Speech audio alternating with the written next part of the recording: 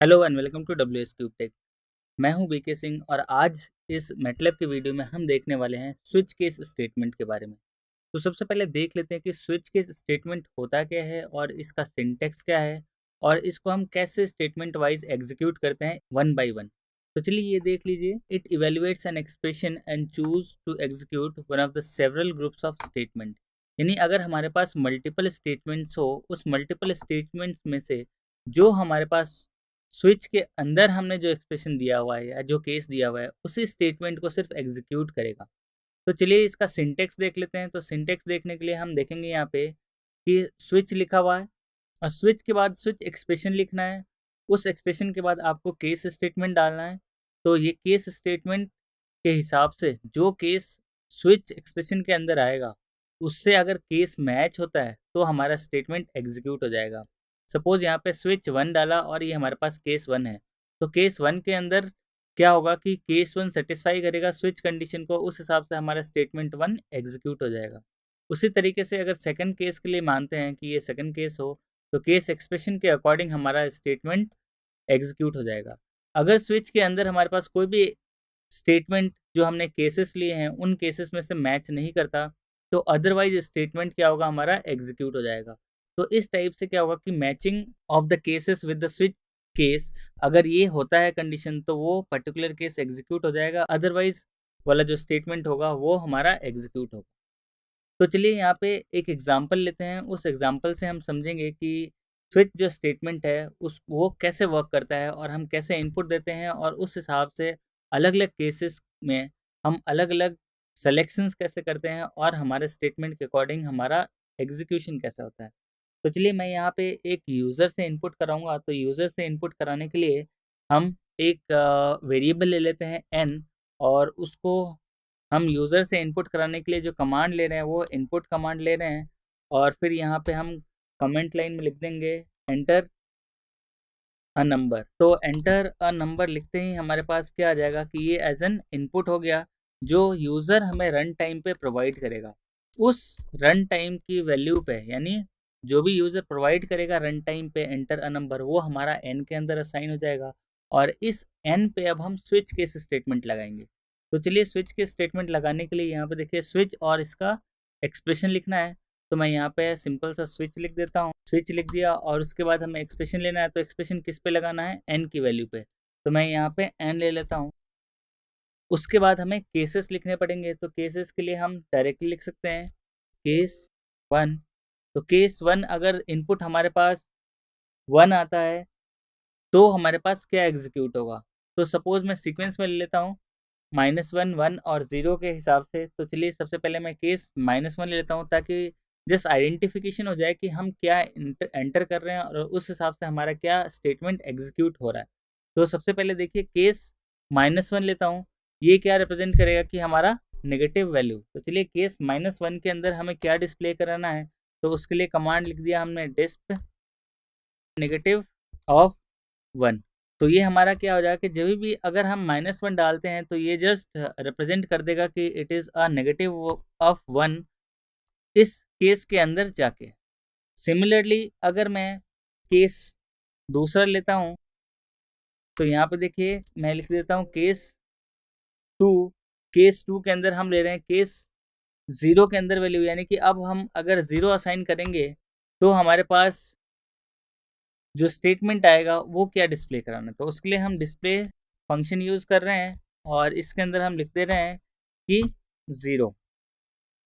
तो हमने अगर 0 एंटर किया तो ये बता देगा कि हमारा 0 डिस्प्ले हुआ है या फिर 0 हमने एंटर किया।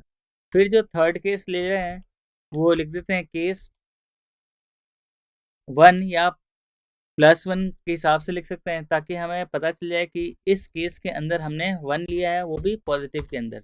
तो मैं यहाँ से क्या करूँगा, इसको एंटर करके जस्ट डिस्प्ले कमांड का यूज़ करूँगा और उसके अंदर लिख दूँगा पॉजिटिव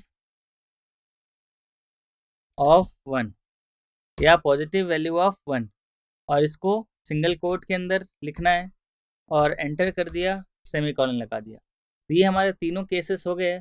बट इसके अलावा अगर कोई नंबर इनपुट होता है तो वो स्विच केस कैसे कंपेयर करेगा, तो उसके लिए हमें एक अदरवाइज स्टेटमेंट लेना पड़ेगा। तो उसके लिए हम लिखते हैं अदरवाइज। अदरवाइज आपको क्या डिस्प्ले कराना है वो आप लिख सकते हैं। तो मैं यहाँ पे लिख रहा हूँ डिस्प्ले। डिस्प्ले के अंदर हम लिख देंगे सम अदर वैल्यूज। तो हमने लिख दिया सम अदर वैल्यूज एंटर्ड। तो जस्ट ये हमारा कंप्लीट हो गया। बट ध्यान रखिए हमेशा कभी भी स्विच केस के अंदर हमें हमेशा लास्ट में एंड लगाना होगा, ताकि ये बताएगा कि हमारा स्विच स्टेटमेंट है वो कंप्लीट हो चुका है। तो यहाँ पे देखिए हमने एंड लगा दिया, तो ये हमारा स्विच केस कंप्लीट हो गया हमारा, यहाँ से स्टार्टिंग से लेके यहाँ तक। ये हमें ध्यान रखिए कि किसी के अंदर कैपिटल नहीं लेना है, कि स्विच स्टेटमेंट हमारा स्मॉल एस होता है, तो इसलिए हम स्मॉल स्विच एन लिखेंगे और उस हिसाब से हमने सारे केसेस लिख दिए। अब उस केसेस को हम रन करते हैं और 1 बाय 1 वैल्यू प्रोवाइड करते हैं। उस वैल्यू पे हमारा क्या स्टेटमेंट हमने दिया था और क्या एग्जीक्यूट आ रहा है या क्या एग्जीक्यूशन आ रहा है वो चेक कर लेते हैं। तो चलिए मैं यहाँ पे रन बटन पे जाता हूँ और इस पर क्लिक करता हूँ। तो देखिए यहाँ पे लिखा हुआ आ रहा है कमांड विंडो के ऊपर, यहाँ पे देखिए कमांड विंडो के ऊपर लिखा है एंटर अ नंबर, क्योंकि हमने input at the run time लिया हुआ है। तो जो भी नंबर हम एंटर करेंगे वो एन के अंदर चला जाएगा और वो एन के ऊपर हमने स्विच केस स्टेटमेंट डाला हुआ है।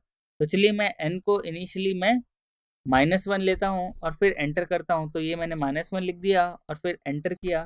तो यहाँ लिखा हुआ आ रहा है -1।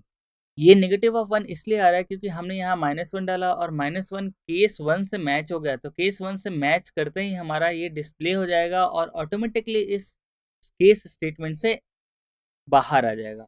तो उसी हिसाब से अगर मैं वापस इसको रन करता हूँ, तो यहाँ पे देखिए दूसरे टाइम पे एंटर अ नंबर पूछा है। तो अगर मैं 0 एंटर करता हूँ और फिर प्रेस करता हूँ एंटर, तो यहाँ पे देखिए 0। तो यानी कि केस -1 से मैच नहीं किया, जस्ट केस 0 से मैच किया।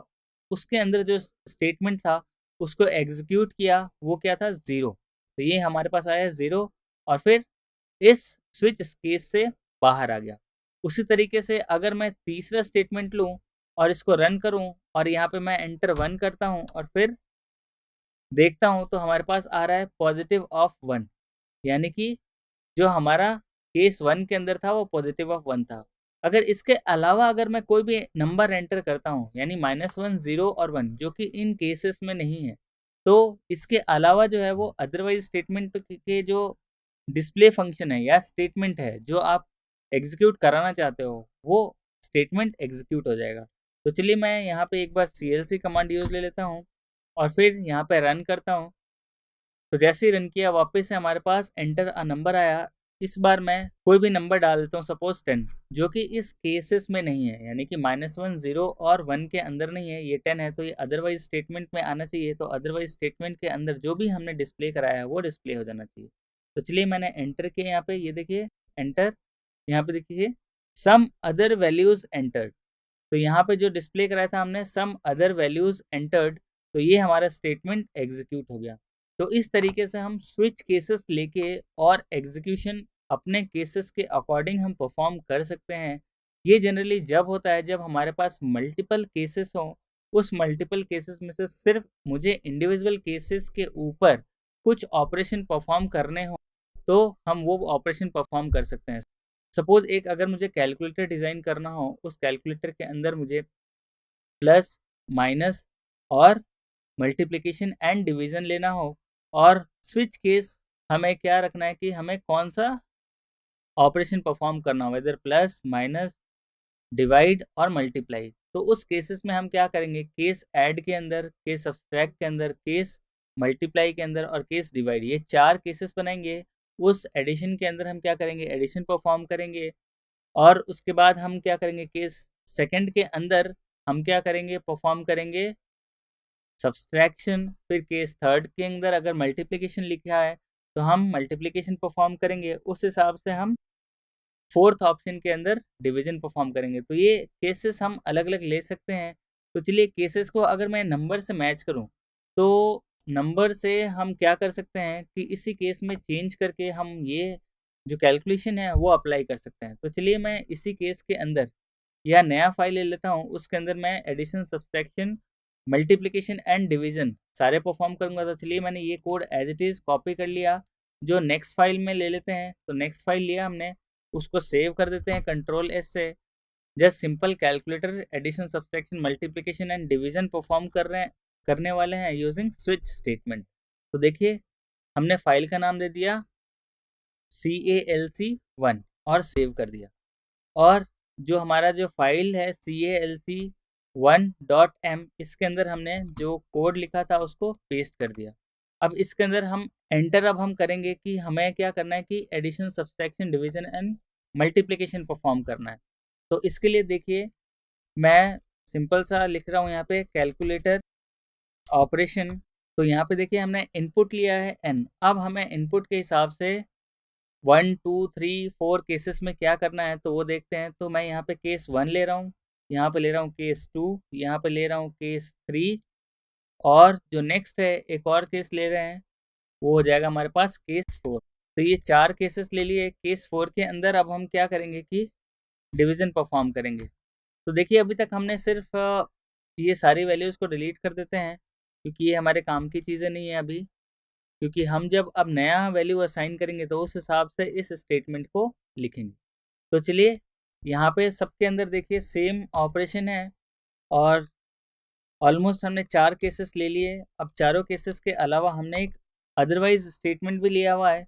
तो उसके अंदर देखिए उसके अंदर हम डिस्प्ले करा रहे हैं रॉन्ग वैल्यूज एंटर्ड। तो लिख देंगे रॉन्ग वैल्यूज एंटर्ड। तो ये हमारे पास अगर अदरवाइज स्टेटमेंट आता है तो रॉन्ग वैल्यू ले लेंगे और हम स्टेटमेंट को एंड कर देते हैं।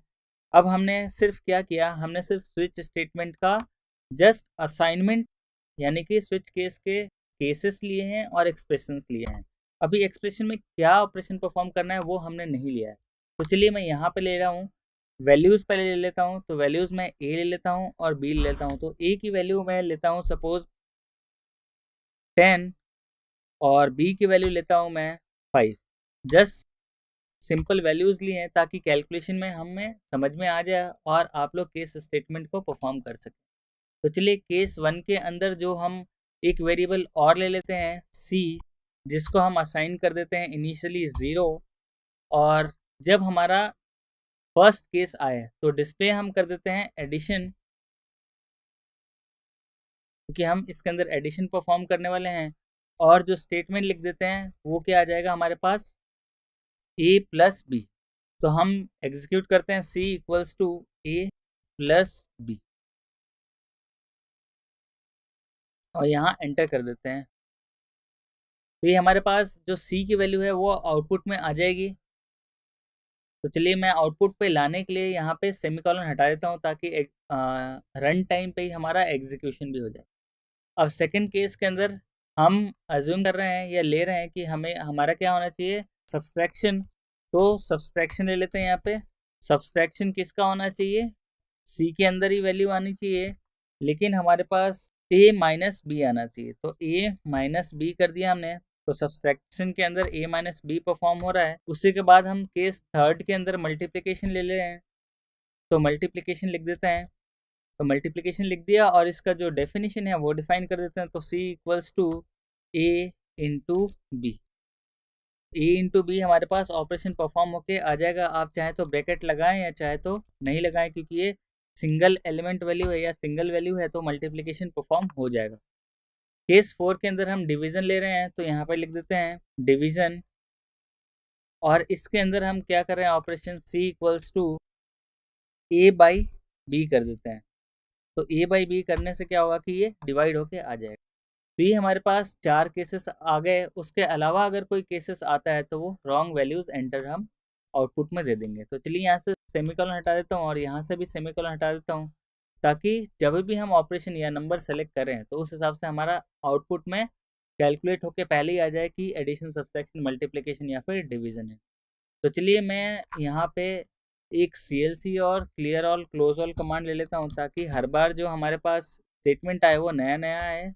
तो क्लियर ऑल, क्लोज ऑल और CLC, ये करने से क्या होगा कि जो कमांड विंडो है वो उसके ऊपर हमारे पास सारी ब्लैंक वैल्यू आएगी, यानी कि ये वर्क स्पेस भी क्लियर हो जाएगा और हमारा कमांड विंडो भी क्लियर हो जाएगा। तो चलिए मैं इसको रन करता हूँ। तो रन करने पे आया एंटर अ नंबर। हमें पता है 1 एंटर करने पे हमारा एडिशन होगा। तो चलिए पहले मैं 1 एंटर करता हूँ और फिर देखता हूँ। तो 1 करने पे हमारे पास क्या आया, वैल्यू आया हमारे पास 15। तो यहाँ पे देखिए n के अंदर हमने 1 डाला, यहाँ पे देखिए वर्क स्पेस के अंदर, तो हमारी c की वैल्यू क्या होके आ गई, ऐड होके आ गई। ऐड होने का मतलब a प्लस बी। तो यहाँ पे देखिए कमांड विंडो के ऊपर जस्ट एडिशन लिखा हुआ भी आ गया, क्योंकि इसके अंदर हमारा एडिशन परफॉर्म हो रहा है। तो चलिए वापस रन करता हूँ। इस बार हम देखते हैं सब्सट्रैक्शन। तो सब्सट्रैक्शन के लिए 2 एंटर किया और एंटर दबा दिया। तो यहाँ पे देखिए सब्सट्रैक्शन हो रहा है। सब्सट्रैक्शन में a माइनस बी हो रहा था, तो a की वैल्यू देखिए यहाँ पे 10 है, b की वैल्यू 5 है और c के अंदर जो आया 10 माइनस 5 दैट इज 5। हमने नंबर का एंटर किया 2। तो चलिए इस हिसाब से अगर मैं तीसरा देखना चाहूँ तो तीसरे के लिए हमारे पास मल्टीप्लिकेशन आएगा, और multiplication of a into B किया हमने, तो 10 इंटू 5 दैट इज 50। तो ये हमारे पास c के अंदर 50 आ रहा है। उसी तरीके से लास्ट देख लेते हैं, जो केस 4 एंटर किया था उसके अंदर हमारे पास डिवीजन था। डिवीजन था हमारे पास a बाई बी का। तो a बाई बी किया हमने, तो a की वैल्यू 10 है, b की वैल्यू 5 है, तो a बाई बी किया तो हमारे पास आंसर आ गया 2। उस समय हमने नंबर का एंटर किया 4। तो यहाँ पे देख सकते हैं ये डिवीजन ऑपरेशन परफॉर्म किया हुआ है। और अगर मैं इसके अलावा कोई केसेस देता हूँ तो चलिए मैं यहाँ पे रन करता हूँ। इसके अलावा सपोज मैं 6 केस एंटर करता हूँ जो है ही नहीं किसी केस के अंदर, तो क्या ऑपरेशन देगा। तो ये हमारे पास अदर अदर वाला जो ऑप्शन है वो डिस्प्ले कर देगा। तो चलिए मैं एंटर करता हूँ। जैसे ही एंटर किया यहाँ पे लिखा हुआ आ रहा है रॉन्ग वैल्यूज एंटर, यानी कि हमारे जो इस केसेस के अंदर हैं उस केसेस के अंदर कोई भी मैच नहीं कर रहा, तो हमारे पास अदरवाइज स्टेटमेंट है उसका जो स्टेटमेंट एग्जीक्यूट हो गया। तो इस तरीके से स्विच केस को हम यूटिलाइज कर सकते हैं फॉर अदर वैल्यूज या for other group of calculation के लिए, कि सपोज मुझे एक केस 1 के अंदर कुछ पर्टिकुलर ऑपरेशन परफॉर्म करना हो, केस 2 के अंदर सम अदर ऑपरेशन परफॉर्म करना हो, और केस 3 के अलावा ऐसे एन नंबर ऑफ केसेस हो सकते हैं जिसके अंदर हम अलग अलग ऑपरेशन परफॉर्म कर रहे हों और वही सिर्फ ऑपरेशन एग्जीक्यूट हो जो हम सेलेक्ट करें। तो इसलिए हमारे पास स्विच केस जो है वो काफ़ी इंपॉर्टेंट केस है, और हम मैटलैब में इसको इजीली इम्प्लीमेंट कर सकते हैं using these syntax and cases. तो होपफुली आप लोगों को ये वीडियो समझ में आया होगा स्विच केस से रिलेटेड। तो मिलते हैं अगले वीडियो में कुछ और टॉपिक्स के साथ। Thank you.